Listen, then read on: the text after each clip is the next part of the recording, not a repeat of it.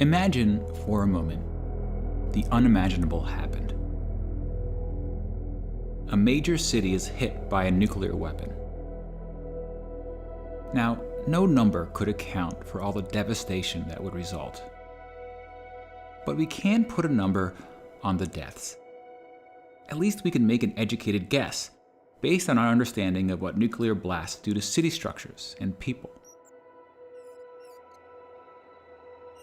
We'll assume the bomb is detonated in the air to maximize the radius of impact, as was done in Japan in 1945.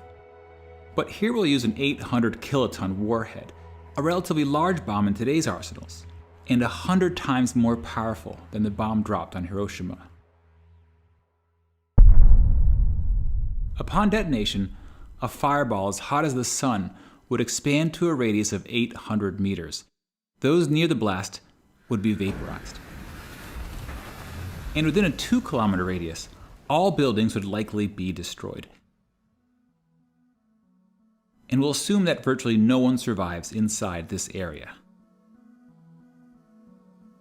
which, based on population density, would start the death tally at 120,000 people.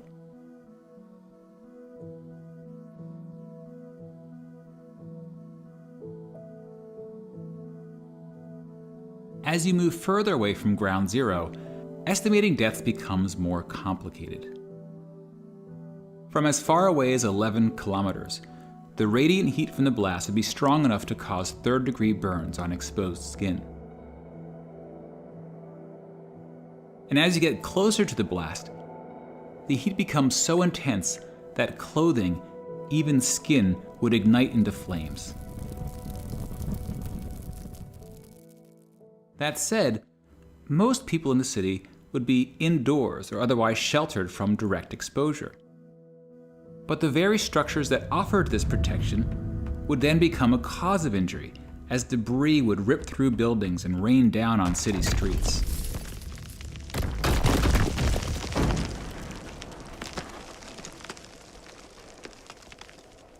As a rough estimate, we can assume that half the people between 2 and 11 kilometers from the blast are killed, from burns, debris, smoke, collapsed buildings, and radiation sickness, which translates roughly into an additional 500,000 people.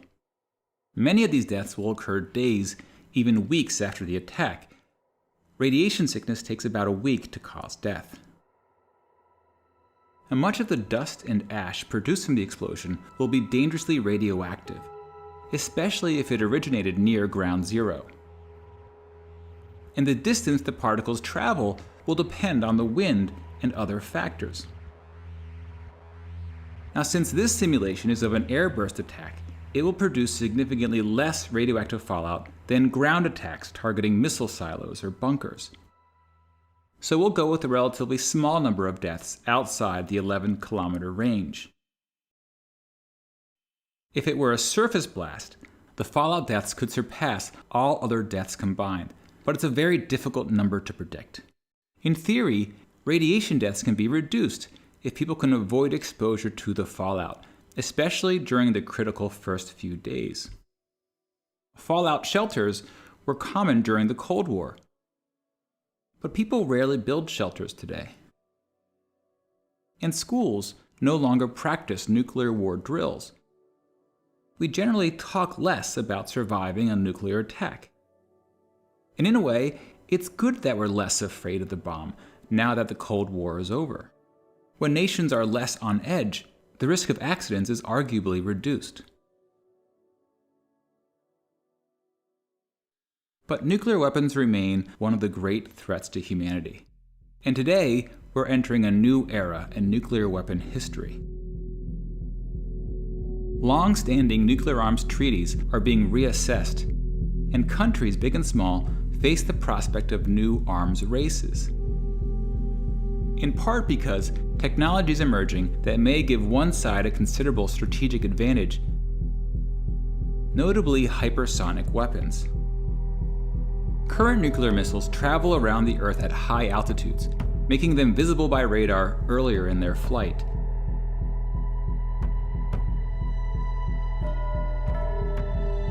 Now, some hypersonic vehicles travel close to the Earth, through the atmosphere, at least 5 times the speed of sound, giving defending countries far less time to react. And remember that some of the most perilous moments during the Cold War occurred when countries maneuvered to reduce their opponent's reaction time. And the less time countries have to react, the more likely an accident will occur, or a rash judgment. And then you have smaller nukes that blur the line between conventional and nuclear weapons, providing a more slippery path to nuclear escalation. Now, for ordinary citizens, nuclear weapon policy may seem like a complex, even intimidating topic. But leaders often consider public perceptions when making policy. In many countries, voter opinion is an important factor.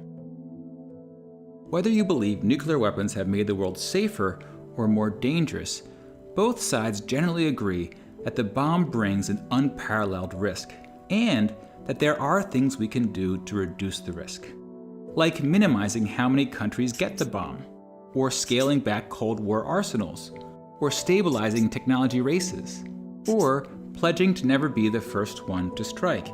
Such ideas have often resulted in signed treaties, some of which have held for decades. Some are at risk of expiring, and some just need a final push to become activated. By being steadfast in these efforts and not walking away from diplomatic achievements, we can continue the work of ensuring that this nightmare simulation never becomes a reality. If you would like to learn about specific policies that could help reduce the risk of nuclear war, you can find links to resources in the video notes.